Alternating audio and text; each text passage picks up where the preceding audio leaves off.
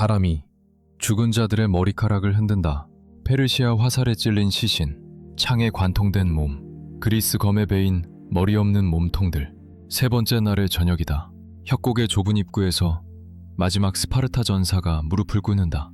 그의 방패는 부서졌고 투구는 피로 얼룩졌으며 숨은 거칠다. 주위를 둘러보니 동료들이 모두 쓰러져 있다. 300명, 한 명도 남김없이. 그리고 그는 죽은 자들 사이에서 한 사람을 본다. 레오니다스 왕. 스파르타의 왕이 적들 사이에 쓰러져 있다. 마지막 전사는 검을 들어 올린다. 주위에서 페르시아군이 다가온다.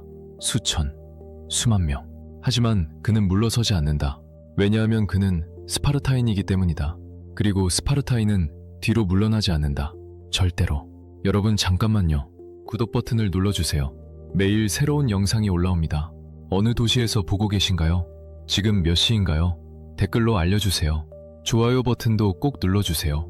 이 이야기는 여러분이 들어야 할 진실입니다. 이것이 테르모필레 전투의 마지막 순간이다. 하지만 이 이야기는 여기서 시작되지 않는다. 이 이야기는 10년 전 마라톤이라는 작은 마을의 모래사장에서 시작된다. 기원전 490년 페르시아 제국의 황제 다리우스는 분노로 떨고 있었다. 그의 거대한 군대가 그리스의 작은 도시 아테네에게 패배했다. 마라톤 전투, 6,000명의 페르시아인이 죽었고 아테네는 192명만 잃었다. 이것은 모욕이었다. 용납할 수 없는 모욕이었다. 다리우스는 맹세했다. 그리스를 파괴하겠다고, 모든 도시를 불태우겠다고, 모든 남자를 죽이고 모든 여자를 노예로 만들겠다고. 하지만 복수는 쉽지 않았다. 이집트에서 반란이 일어났다. 다리우스는 군대를 이집트로 보내야 했다. 그리고 기원전 486년 복수를 실행하기 직전 다리우스는 죽었다. 침대에서 꿈을 이루지 못한 채 왕좌는 그의 아들에게 넘어갔다. 크세르크세스, 38살의 젊은 왕. 역사가들은 그에 대해 상반된 이야기를 한다. 페르시아 기록은 그를 현명하고 정의로운 통치자라고 부른다. 그리스 역사가들은 그를 허약하고 어리석고 허영심 많은 사람이라고 묘사한다. 진실은 아마도 그 중간 어딘가에 있을 것이다. 하지만 한 가지는 분명하다. 크세르크세스는 아버지의 꿈을 물려받았다. 그리스를 무릎 꿇리겠다는 꿈을. 먼저 그는 반란을 진압해야 했다. 이집트가 다시 일어났다. 크세르크세스는 무자비했다. 그는 이집트 신전의 보물을 약탈하고 귀족들을 처형하고 자신의 봉생을 총독으로 임명했다. 이전 페르시아 왕들은 발랐다. 하지만 크세르크세스는 거부했다. 그는 단 하나의 칭호만 원했다. 왕 중의 왕. 그 다음은 바빌론이었다. 기원전 482년 바빌론이 반란을 일으켰다.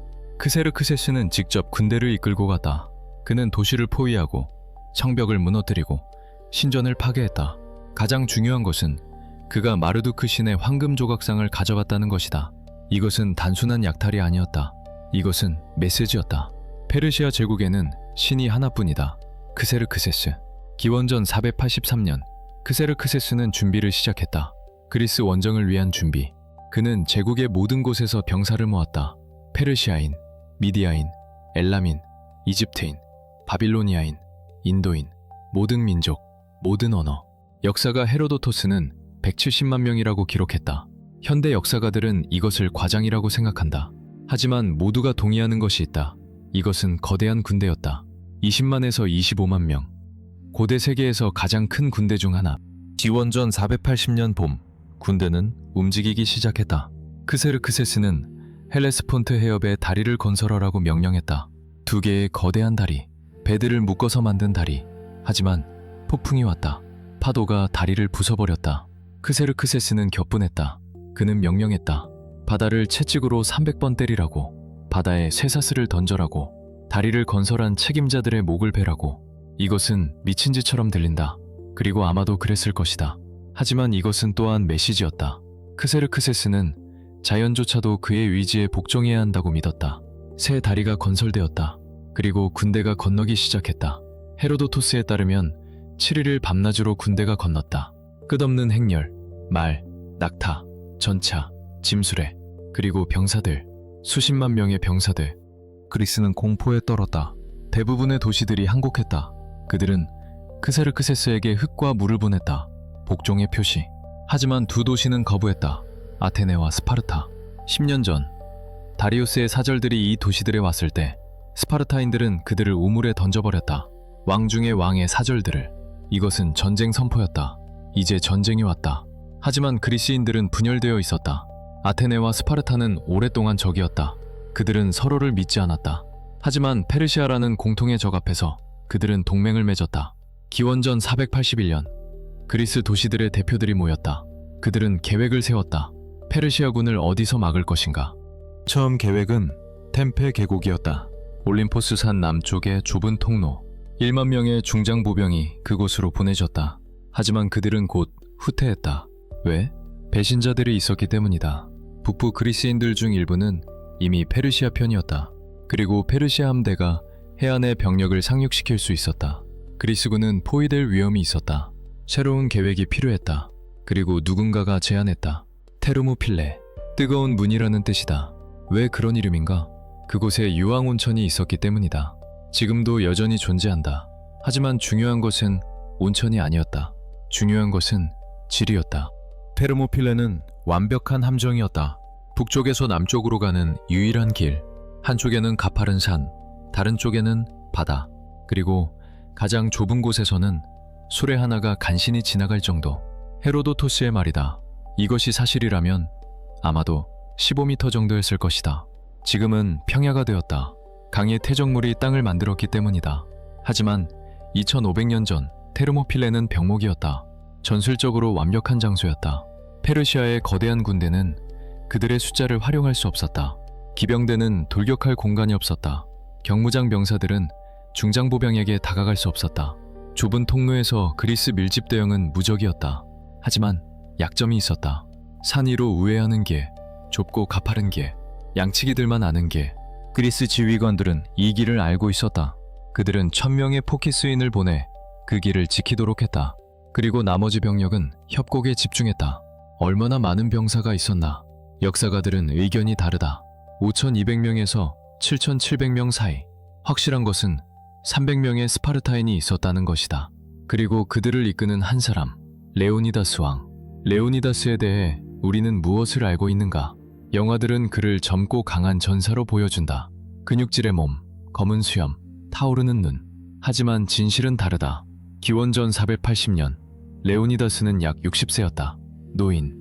고대 세계의 기준으로도 노인이었다. 그는 젊은 영웅이 아니었다. 그는 경험 많은 전사였다. 평생을 전쟁에서 보낸 사람. 그는 왕이 될 예정이 아니었다. 그의 아버지 아낙산드리다스에게는 4명의 아들이 있었다. 레오니다스는 셋째였다. 하지만 그의 이복 형제 클레오메네스가 왕이 되었고 다른 두 형제는 죽었다. 기원전 487년 클레오메네스가 미쳐서 자살했다. 어떤 역사가들은 레오니다스가 관련되어 있었다고 의심한다. 우리는 알 수 없다. 하지만 결과는 분명하다. 레오니다스가 왕이 되었다. 그의 아내는 고르고였다. 특별한 여자였다. 왜? 그녀는 레오니다스의 조카였다. 클레오메네스의 딸. 이것은 스파르타에서 흔한 일이었다. 부와 권력을 가족 안에 유지하기 위해. 고르고는 또한 역사상 최초로 기록된 여성 암호의 독가였다. 페르시아가 그리스에 침공하기 전 그들은 비밀 메시지를 보냈다. 밀라판에 아무것도 쓰여있지 않았다. 하지만 고르고는 밀라바레를 보라고 말했다. 그곳에 메시지가 있었다. 레오니다스와 고르고 사이에는 아들이 있었다. 플리스타르코스, 약 7살. 테르모필레로 떠나기 전 고르고는 남편에게 물었다. 무슨 명령을 남기시나요? 레오니다스는 대답했다. 고귀한 사람들과 결혼하고 고귀한 아이들만 낳으시오. 그는 돌아오지 않을 것을 알고 있었다. 왜 스파르타는 단지 300명만 보냈는가? 이것은 미스터리다. 스파르타는 약 8000명의 완전한 시민 전사를 가지고 있었다. 왜 더 많이 보내지 않았는가? 두 가지 이유가 있다. 첫째, 종교적 축제, 카르네이아 축제와 올림픽 경기. 스파르타인들은 신들을 화나게 하고 싶지 않았다. 둘째, 정치. 스파르타는 페르시아가 정말로 위협이라고 믿지 않았을 수도 있다. 또는 그들은 아테네가 먼저 싸우도록 하고 싶었을 수도 있다. 하지만 레오니다스는 다른 계획을 가지고 있었다. 그는 300명의 전사를 매우 신중하게 선택했다. 한 가지 기준만 있었다. 그들 모두에게 아들이 있어야 했다. 왜? 스파르타의 어떤 가문도 끊어지지 않도록. 이것은 무엇을 의미하는가? 레오니다스는 그들이 돌아오지 않을 것을 알고 있었다. 이것은 자살 임무였다. 하지만 예언이 있었다. 델포이의 신탁. 레오니다스는 출발 전에 신탁을 찾아갔다. 신탁은 말했다. 스파르타는 두 가지 선택이 있다. 도시가 페르시아에게 파괴되거나 왕족 혈통의 왕이 죽어야 한다. 레오니다스는 선택했다. 그는 자신의 목숨으로 스파르타를 구하기로 했다. 에포로이, 스파르타의 행정관들은 물었다. 정말로 협곡에서 야만인들을 막으려고 가는 것인가? 레오니다스는 대답했다. 말로는 그렇다. 하지만 실제로는 그리스인들을 위해 죽으러 간다. 이것은 농담이 아니었다. 이것은 진실이었다. 300명의 스파르타인들이 출발했다. 그들은 붉은 망토를 입고 청동 방패를 들고 긴 창을 들었다. 그들과 함께 700명의 테스피아인, 400명의 테베인, 그리고 다른 도시들의 병사들이 있었다. 총 약 7,000명. 그들은 북쪽으로 행진했다. 테르모필레로. 협곡에 도착했을 때 그들은 오래된 벽을 발견했다. 돌로 만든 낮은 바리케이트. 그들은 그것을 수리하고 강화했다. 그리고 기다렸다. 페르시아군이 오기를. 그들은 오래 기다리지 않았다. 어느 날 아침 지평선이 검게 변했다. 먼지 구름. 그리고 그 먼지 속에서 군대가 나타났다. 끝없는 군대.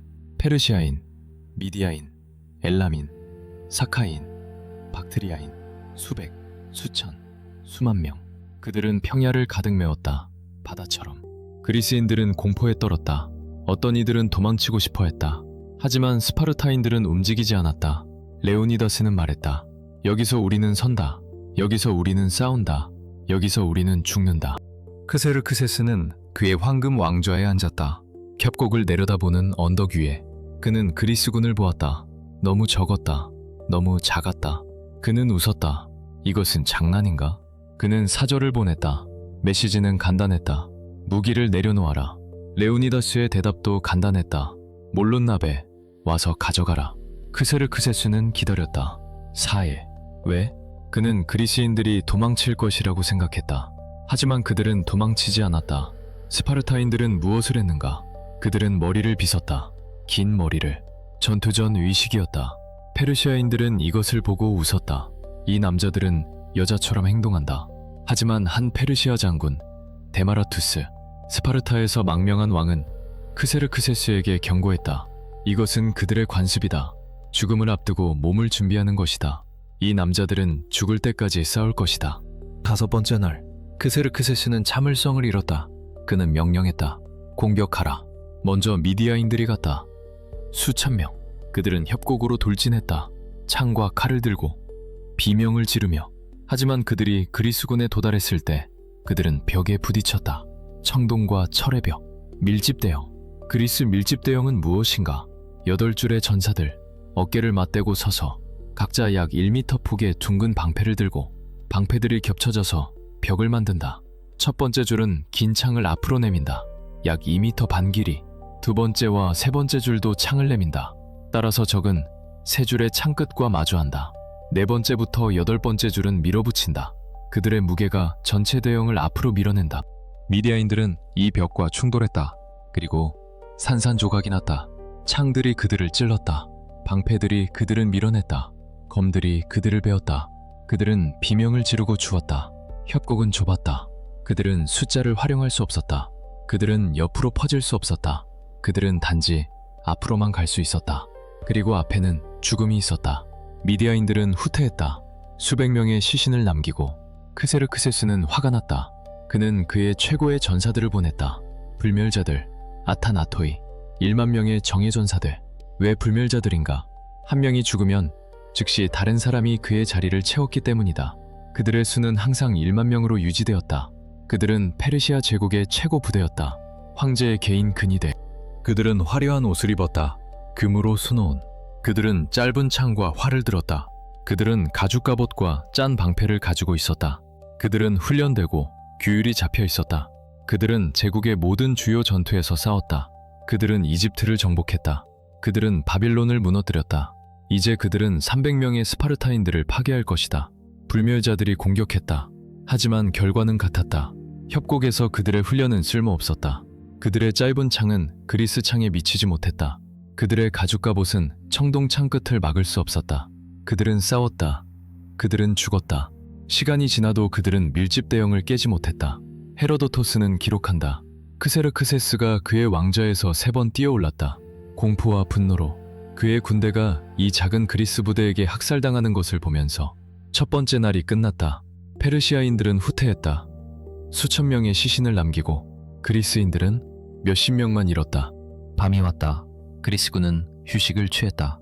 부상자들을 치료하고 무기를 수리하고 죽은 자들을 애도했다. 레오니더스는 병사들 사이를 걸었다. 그는 그들과 이야기하고 그들을 격려하고 그들에게 내일을 준비시켰다. 스파르타인들은 노래를 불렀다. 전사들의 노래, 죽음과 명예에 대한 노래. 페르시아 진영에서 크세르크세스는 분노했다. 어떻게 이런 일이 일어날 수 있는가? 그의 거대한 군대가 이 작은 부대를 깨지 못하다니.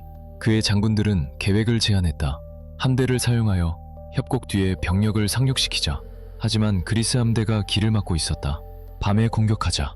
하지만 협곡에서 밤 전투는 너무 위험했다. 크세르크세스는 결정했다. 내일 다시 공격한다. 쉬지 않고 그리스인들을 지치게 할 때까지. 두 번째 날이 밝았다. 페르시아인들이 다시 왔다. 이번에는 쉬지 않고 한 부대가 공격하고 후퇴하고 다른 부대가 공격했다. 그들은 그리스인들에게 휴식 시간을 주지 않으려고 했다. 하지만 레오니다스는 영리했다. 그는 병사들을 교대시켰다. 피곤한 전사들은 뒤로 물러나고 신선한 전사들이 그들을 대신했다. 스파르타인들만이 아니었다. 다른 그리스인들도 용감하게 싸웠다. 테스피아인, 테베인, 코린토스인, 포키스인, 그들 모두가 밀집 대형에서 싸웠다. 페르시아인들은 새로운 전술을 시도했다. 그들은 화살을 쏘았다. 수천 개의 화살, 너무 많아서 태양을 가렸다. 한 스파르타인, 디에네케스는 말했다. 좋다. 그럼 그늘에서 싸울 수 있겠군. 그리스인들은 반패를 들어올려 지붕을 만들었다. 화살들이 천공에 떨어지며 소리를 냈다. 하지만 대부분은 튕겨나갔다. 두 번째 날도 끝났다. 페르시아인들은 다시 후퇴했다. 더 많은 시신, 더 많은 수치. 크세르크세스는 절망했다. 그는 생각했다. 아마도 후퇴해야 할 것이다. 이 협곡을 포기하고 다른 길을 찾아야 할 것이다. 하지만 바로 그때 운명이 개입했다. 한 남자가 페르시아 진영에 나타났다. 그의 이름은 에피알테스, 말리스 출신의 그리스인. 그는 크세르크세스 앞에 무릎을 꿇었다. 그는 제안을 했다. 나는 당신을 그리스군 뒤로 이끌 수 있습니다. 산 위로 가는 비밀길이 있습니다.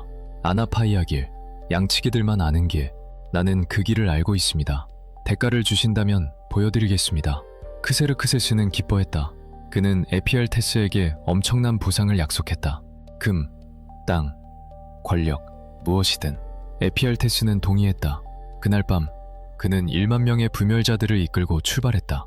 지휘관은 히다르네스, 경험 많은 장군. 그들은 밤에 산으로 올라갔다. 좁은 길을 따라 조용히, 비밀스럽게. 새벽, 그들은 정상에 도달했다. 그곳에서 그들은 포키수인들을 발견했다. 1000명, 길을 지키고 있었다. 하지만 포키수인들은 준비되지 않았다. 그들은 공격을 예상하지 못했다. 페르시아인들이 나타났을 때 그들은 놀랐다. 히다르네스는 물었다. 너희는 누구인가? 스파르타인인가? 에피알테스가 대답했다. 아니, 포키수인입니다. 불멸자들은 공격했다. 화살의 비. 포키수인들은 대형을 짜려고 했다. 하지만 너무 늦었다. 그들은 산 정상으로 후퇴했다. 죽음을 기다리며. 하지만 페르시아인들은 그들을 추격하지 않았다. 히다르네스는 다른 목표가 있었다. 그는 산을 내려가기 시작했다. 협곡 뒤쪽으로, 레오니다스의 뒤로. 포키스인 전령이 레오니다스에게 달려갔다. 왕이시여, 페르시아인들이 길을 통과했습니다. 그들이 뒤에서 오고 있습니다. 레오니다스는 알았다. 게임이 끝났다는 것을. 그는 선택을 해야 했다.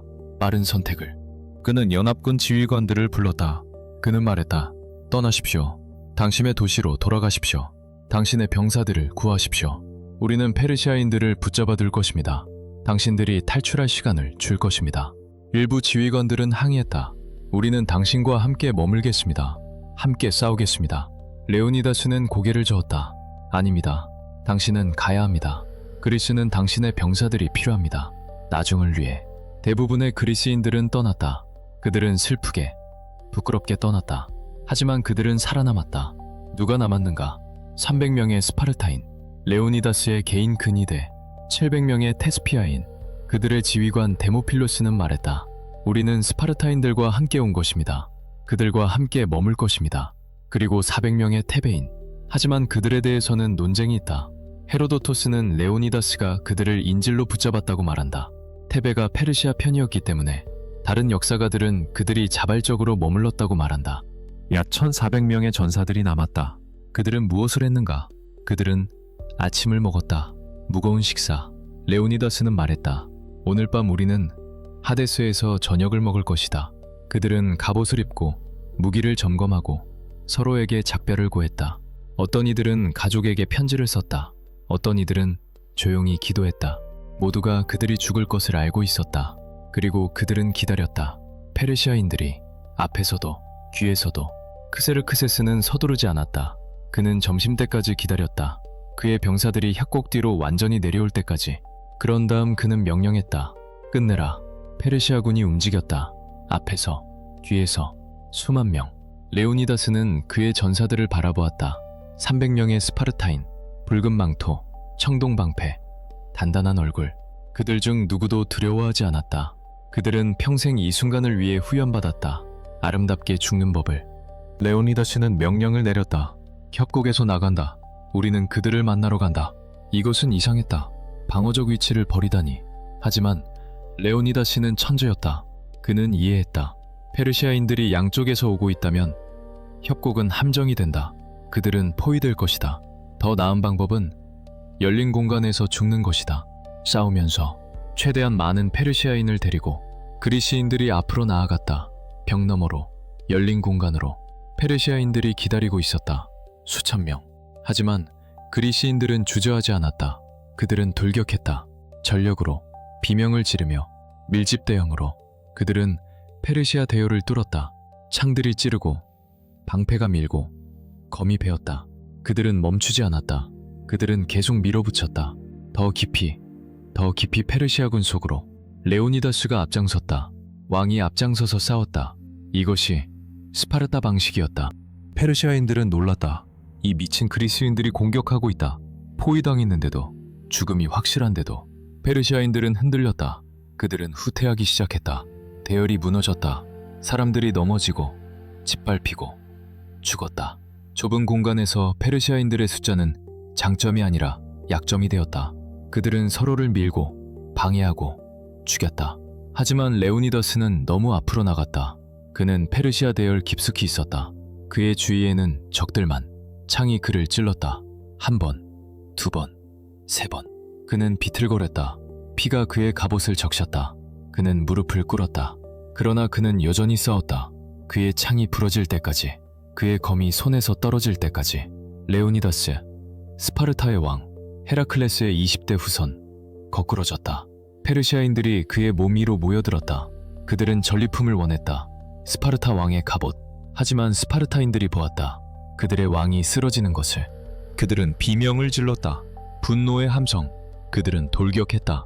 레오니다스의 몸을 향해 페르시아인들과 충돌했다. 가장 격렬한 전투가 벌어졌다. 시체 위에서, 왕의 시체 위에서. 그리스인들은 사자처럼 싸웠다. 그들은 페르시아인들을 밀어냈다. 한 걸음, 두 걸음. 그들은 왕의 몸을 되찾았다. 그들은 그를 들어올렸다. 조심스럽게, 사랑스럽게. 그들은 후퇴하기 시작했다. 협곡 안쪽의 작은 언덕으로. 페르시아인들이 추격했다. 하지만 그리스인들은 계속 싸웠다. 걸음걸음마다 그들의 창이 부러졌다. 그들은 검으로 싸웠다. 검이 부러졌다. 그들은 단검으로 싸웠다. 단검이 잃어버려졌다. 그들은 손과 이빨로 싸웠다. 그들은 언덕에 도달했다. 작은 언덕. 그들은 원을 만들었다. 방패를 방패에 대고. 뒤를 돌아보니 페르시아인들이 산에서 내려오고 있었다. 히다르네스와 그의 불멸자들. 포위가 완성되었다. 사방에서 페르시아인들. 크세르크세스는 멀리서 지켜보았다. 그는 화가 났다. 레오니다스가 그의 형제 2명을 죽였다. 아브로쿰과 히페란테스. 왕자들. 크세르크세스는 명령했다. 그들을 화살로 죽여라. 가까이 가지 마라. 그냥 쏴라. 화살의 구름이 떨어졌다. 하늘을 가렸다. 그리스인들은 당패를 들어 올렸다. 하지만 너무 많았다. 화살들이 틈새를 찾았다. 목, 다리, 팔. 전사들이 쓰러졌다. 하나씩. 그들은 비명을 지르지 않았다. 그들은 조용히 죽었다. 스파르타 방식으로. 마지막 스파르타인이 쓰러졌다. 마지막 테스피아인이 쓰러졌다. 테베인들은 그들은 항복했다. 그들은 손을 들어 올렸다. 그들은 살고 싶었다.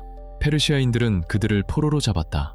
나중에 크세르크세스는 그들의 이마에 왕실 낙인을 찍으라고 명령했다. 노예의 표시. 전투가 끝났다. 침묵이 내려왔다. 협곡에는 시신들만. 그리스인, 페르시아인. 피가 땅을 적셨다. 공기는 죽음의 냄새로 가득했다. 크세르크세스는 전장을 걸었다. 그는 레오니다스의 시신을 찾았다. 역사가들이 기록한 것은 충격적이다. 크세르크세스는 명령했다. 레오니다스의 머리를 베어라. 그의 몸을 십자가에 못 박아라. 이것은 엄청난 모욕이었다. 페르시아인들조차도 이것을 야만적이라고 생각했다. 하지만 크세르크세스는 화가 났다. 이 한 사람, 이 늙은 왕이 그의 군대를 며칠 동안 막았다. 그의 형제들을 죽였다. 그의 명예를 더럽혔다. 하지만 2명의 스파르타인이 살아남았다. 그들은 어떻게? 한 명, 아리스토데무스는 눈병이 있었다. 레오니다스가 그를 후방으로 보냈다. 다른 한 명, 판티테수는 전령이었다. 그도 전투에 참여하지 않았다. 그들은 스파르타로 돌아갔다. 그리고 거기서 그들을 기다리는 것은 무엇이었나? 영웅적 환영, 아니다. 수치. 스파르타인들은 그들을 트레사스라고 불렀다. 겁쟁이. 아무도 그들에게 말하지 않았다. 아무도 그들에게 불을 주지 않았다. 아무도 그들의 딸과 결혼하고 싶어 하지 않았다. 판티테스는 견딜 수 없었다. 그는 목을 매달았다. 아리스토데무스는 살았다. 1년 후 플라타이아 전투에서 그는 미친 듯이 싸웠다. 그는 페르시아 대열로 돌진했다. 혼자서. 그는 수십 명을 죽였다. 그리고 그는 죽었다. 마침내 명예로운 죽음. 크세르크세스는 테르모필레를 통과했다. 그의 길은 열렸다. 그는 남쪽으로 진군했다. 아테네로. 도시는 버려져 있었다. 아테네인들은 배를 타고 도망쳤다. 페르시아인들은 도시를 불태웠다. 신전들, 집들, 모든 것. 연기가 하늘로 올라갔다. 크세르크세스는 승리했다고 생각했다. 하지만 그는 틀렸다.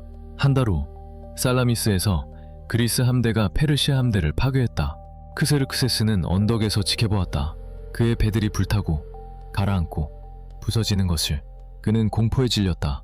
그는 생각했다. 그리스인들이 헬레스폰트의 다리를 파괴하면 어떻게 되나? 나는 갇힐 것이다. 그는 도망쳤다. 그는 페르시아로 돌아갔다. 그의 장군 마르도니우스를 남겨두고 이듬해 플라타이아에서 그리스군이 마르도니우스를 격파했다. 페르시아의 침공은 끝났다. 그리스는 자유로웠다. 그리고 모두가 물었다. 왜? 어떻게? 거대한 페르시아 제국이 작은 그리스 도시들에게 패배했나? 답은 복잡하다. 살라미스의 전술적 천재성, 플라타이아의 용기, 아테네의 지도력. 하지만 무언가가 더 있었다. 상징. 테르모필레의 상징. 300명의 상징. 레오니다스와 그의 전사들은 전쟁에서 지지 않았나? 그렇다. 그들은 모두 죽지 않았나? 그렇다. 그렇다면 왜 그들이 중요한가? 왜냐하면 그들은 그리스인들에게 무언가를 보여주었기 때문이다. 페르시아인들이 무적이 아니라는 것을, 그들과 싸울 수 있다는 것을, 그들을 이길 수 있다는 것을. 뉴스가 그리스 전역으로 퍼졌다. 300명의 스파르타인이 수십만 명의 페르시아인을 사흘 동안 막았다. 그들은 수천 명, 아마도 수만 명을 죽였다. 그들은 모두 죽었지만 그들은 항복하지 않았다. 이것은 영감을 주었다. 아테네인들, 코린토스인들, 테베인들, 모든 그리스인들에게. 하지만 진실을 말해야 한다. 300명만이 아니었다. 약 1400명의 그리스인이 마지막 날 싸웠다. 300명의 스파르타인, 700명의 테스피아인, 400명의 테베인. 비록 그들이 항복했지만 왜 우리는 테스피아인들을 잊었는가? 왜 역사는 스파르타인들만 기억하는가? 부분적으로 이것은 스파르타의 선전이다. 스파르타는 군사도시였다. 그들의 명성은 전쟁에서의 용맹에 기반했다. 그들은 테르모필레를 홍보했다. 그들은 이야기를 퍼뜨렸다. 부분적으로 이것은 숫자의 마법이다. 300, 완벽한 숫자. 기억하기 쉽다. 1400은 그렇게 시적이지 않다. 하지만 테스피아인들도 마찬가지로 용감했다. 그들도 항복하지 않았다. 그들도 끝까지 싸웠다. 테스피아인은 작은 도시였다. 700명은 그들의 전체 군대의 거의 3분의 1이었다. 이것은 엄청난 희생이었다. 하지만 역사는 그들을 잊었다. 이것은 불공평하다. 크세르크세스는 테르모필레에서 얼마나 많은 병사를 잃었는가? 우리는 확실히 모른다. 헤로도토스는 2만 명이라고 말한다. 현대 역사가들은 이것도 과장이라고 생각한다.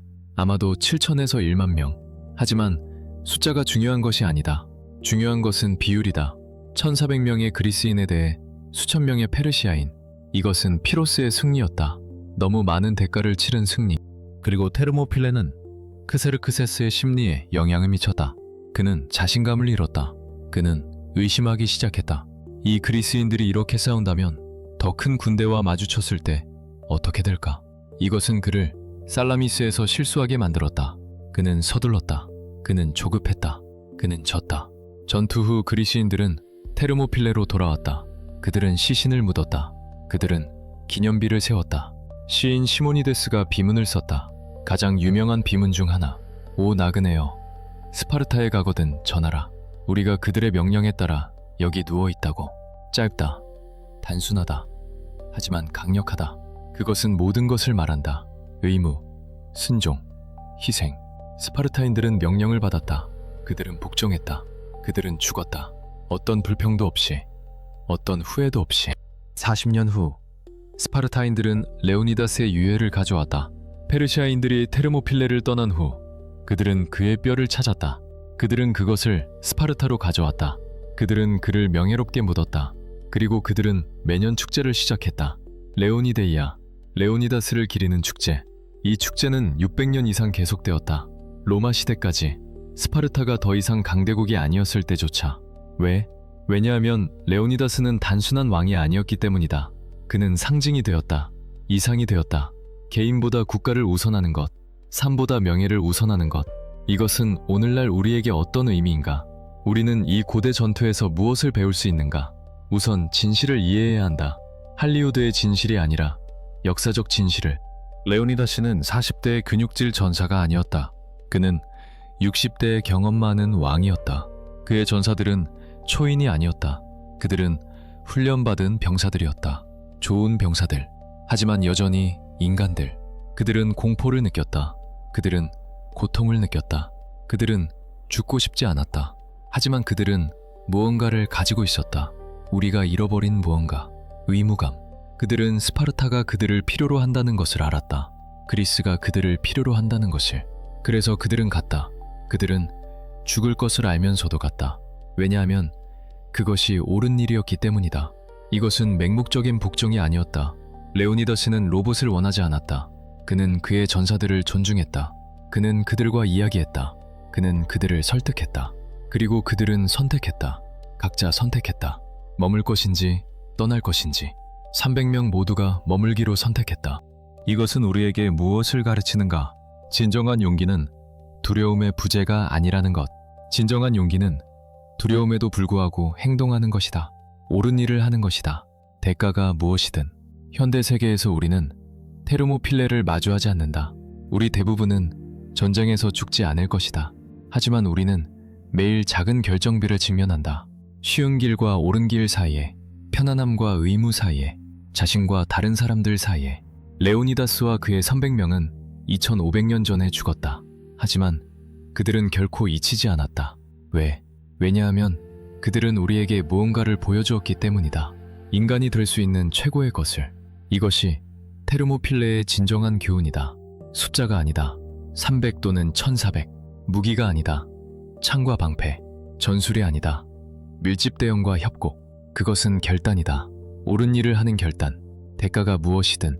오늘날 세계는 영웅을 필요로 한다. 망토를 입은 영웅이 아니다. 초능력을 가진 영웅이 아니다. 보통 사람들이 필요하다. 의무를 이해하는 사람들. 어려울 때조차, 무서울 때조차, 비용이 많이 들 때조차. 레오니다스가 떠나기 전에 고르고에게 한 마지막 말을 기억하는가? 고귀한 사람들과 결혼하고 고귀한 아이들을 낳아라.